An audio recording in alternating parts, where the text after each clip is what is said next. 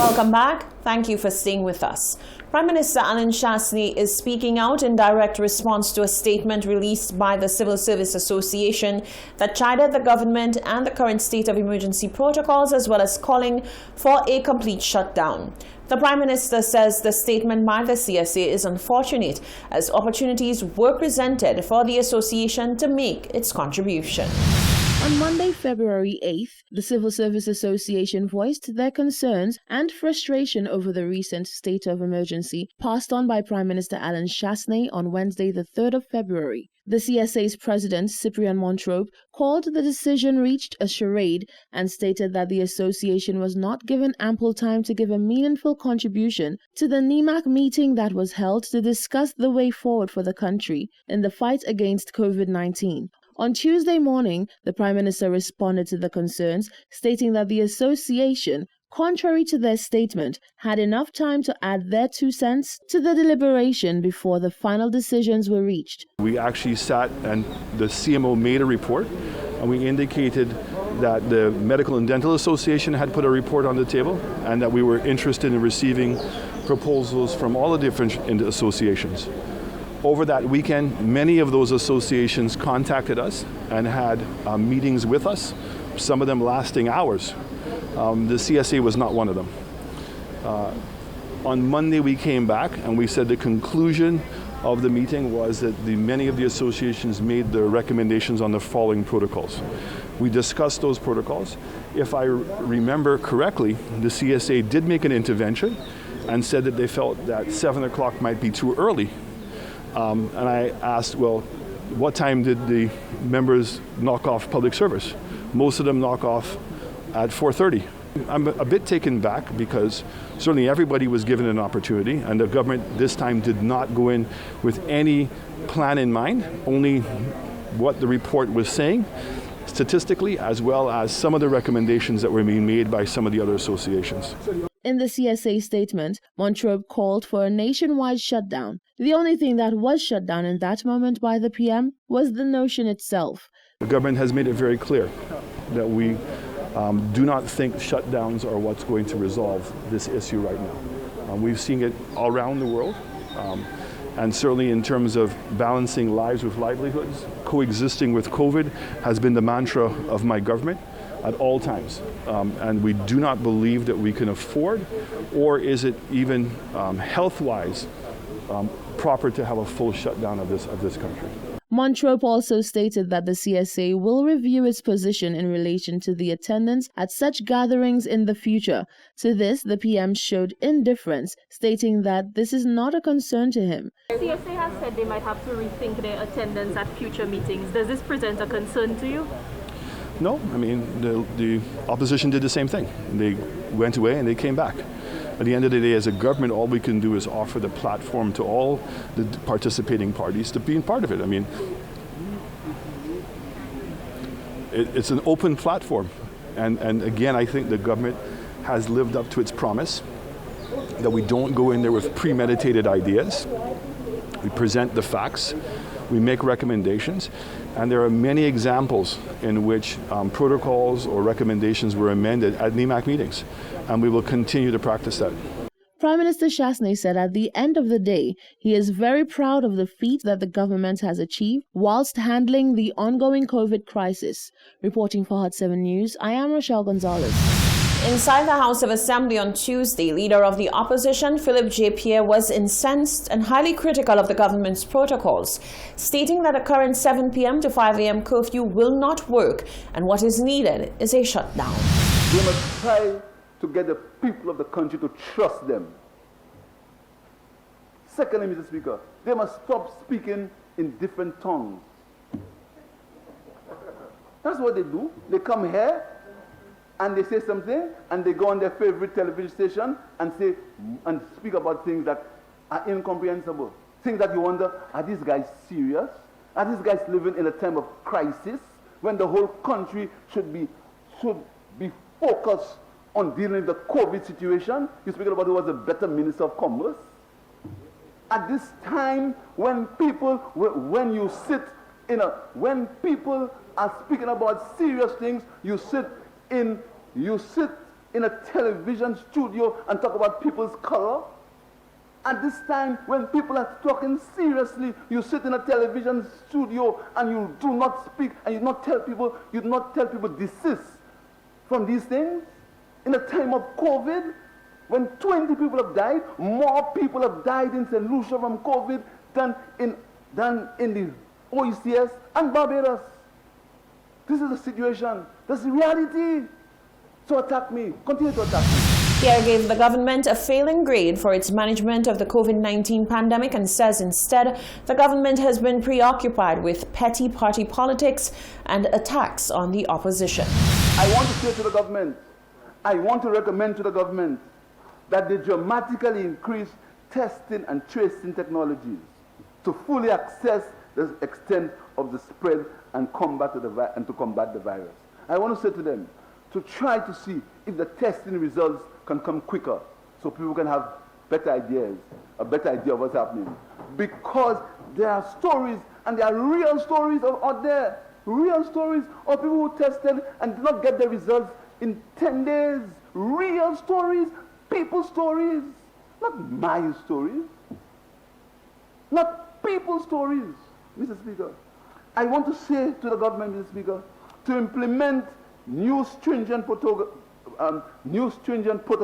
for travel and tourism to ensure safety of St. Lucians and to control visitor to local transmission. Even though you do it already, try to improve it, Mr. Speaker. I want to say to the government, Mr. Speaker, to increase the number of beds and staff to ensure that everyone receives quality care and can isolate safely and comfortably.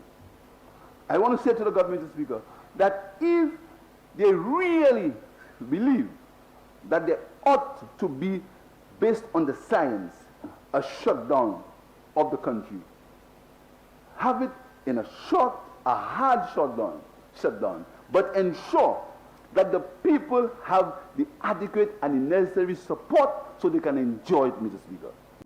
Do not just shut it down and have the people suffering. The opposition leader did, however, call on members of the public to make sacrifices and follow the protocols to ensure that COVID-19 infection numbers decrease. Meanwhile, Member of Parliament for Ancillary Canaries Dominic Fede charged that it is the opposition putting petty party politics ahead of national interest. He pointed to what he called their flip-floppy positions on COVID-19. Mr. Speaker, when I look at what was said here today, I stood in amazement. Nothing has changed. Mr. Speaker, in the middle of a crisis, patriots, the best version of patriots must come to the table. In the middle of a crisis, the best version of yourself must emerge, Mr. Speaker. And what we're seeing is the same old politics.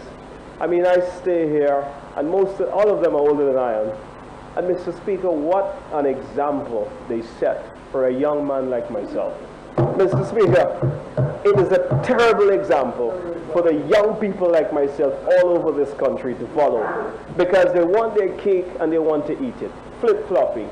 Today, Mr. Speaker, they want to say, well, shut the country down. When we go and we institute measures, the member for Castries South, for example, indicated that we could have done so with other legislation. Mr. Speaker, you are a man of the law. I ask you, please, Mr. Speaker, to give him some lessons in the Constitution, because you would know very well, Mr. Speaker, that you can only have a curfew within the Constitution. And without a state of emergency, there's no piece of legislation that exists that would allow you to have a curfew. That was Member of Parliament for Ancillary Canaries Dominic Fede. The Communications Officer of the St. Lucia Labour Party is responding to Anglican Church Elder Reverend Eleanor Glasgow, who recently strongly admonished individuals who chided and berated Prime Minister Alan Shastney during an address to the nation. Mondi Lewis says Reverend Glasgow should level her message about giving respect to the Prime Minister himself.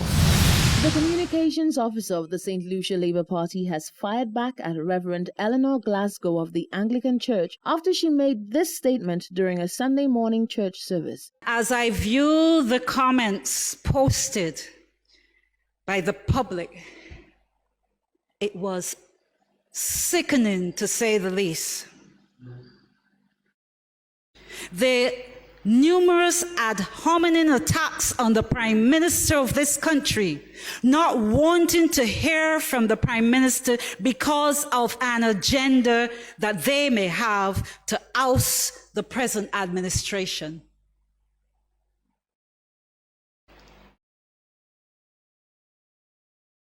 The vile language posted on social media simply because you will prefer not to hear from the Prime Minister of this country, when the Prime Minister of this country is instituting measures to save your life and my life. The church elder said political preference should be no reason to disrespect the leader of the nation. However, Mondi Lewis said the Reverend needs to broaden her message and target all of those responsible for being disrespectful, not just the individuals who oppose the Prime Minister. I think respect is earned, and our leaders and our people really need to lead by example. If you expect respect, you also have to give it. And I think that is sorely lacking in our society. We have seen the Prime Minister hurl a number of insults at citizens, whether it be opposition people or whomever. We all are citizens of this country and we deserve respect. So I really believe that her message should start from the top and then also implore citizens to do better, to follow good examples. Lewis indicated that Reverend Glasgow overstepped her religious boundaries, saying that her sermon was out of character for a person of the cloth. The church that I attend in Cicero, it's always about feeding the poor, helping the homeless, attending to the sick, and really praying for the political leaders and all leaders in the society. So honestly, for me it came as a shock that someone who is an elder in the community, in the church, would be politicking. But I suppose, maybe the separation between church and state has changed. But, I think churches have a duty to speak to their congregation, implore them to do works of charity, to be honest, to be truthful. And really, I think these are the kinds of messages that we expect to be emanating from the pulpit. The Reverend emphasized that she was not taking sides or speaking from a political point of view. Reporting for Hot 7 News, I am Rochelle Gonzalez. Given that the number of COVID-19 cases in country continues to increase, should the public expect to see the physical reopening of schools anytime soon? The question was put to Education Minister Dr. Gail Rigobert on Tuesday morning. Schools were slated to reopen on February 11th, following a 10-day extension of online learning. As the number of COVID-19 cases being recorded on Ireland continues to increase, many have questioned what will become of classroom education. Outside Parliament on Tuesday, Minister with Responsibility for Education, Dr. Gail Rigobert, explained that the reopening of schools remain a topic of discussion. There's no telling, as you may have realized, COVID itself is so unpredictable, and a lot of what we do in the education system is so highly dependent on what's happening with the disease and the level of transmission or in community transmission or spread rather. So we await the guidance of the Ministry of Health in that regard. But the good thing is, between last year and now, colleagues in the ministry, the teachers, students, parents, we've come some distance with respect to levels of comfort in leveraging the online facility. So I'm hoping that we have less static this time around as we continue with distributed learning. Many stakeholders, including the Teachers Union and the National Students Council, had called for the reopening of school in January 2021 to be delayed. To this day, however, the minister remains adamant that the reopening of school was not a miscalculation. At the time, the environment permitted for it. It's just that the disease did what it did and then triggered a new reality that caused us to consider or reconsider. For now, teachers and students have to employ a mixed modality of both online and one-on-one instruction. Reporting for Hot 7 News, I am Genevieve Gonzalez. You're watching the Hot 7 TV Nightly News. Stay with us. There's more news coming up after the break.